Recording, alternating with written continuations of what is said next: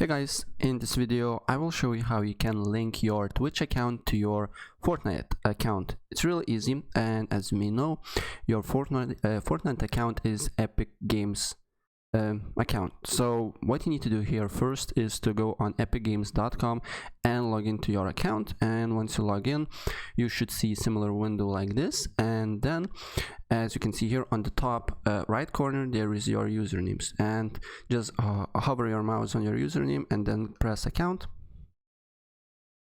and then you will be redirected to another page where you need to go on, as you can see here,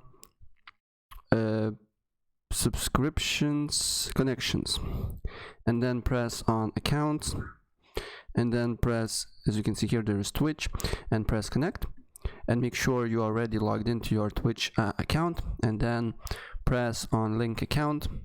And if you're not already logged into your Twitch account, you should see the login window where you need to log in, and then as you can see here there's my Twitch account, and then you need to basically authorize it.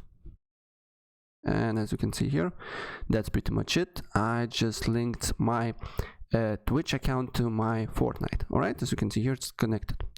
So yeah guys, that's pretty much it. If I help you out, please press like button and subscribe for more. Take care, bye.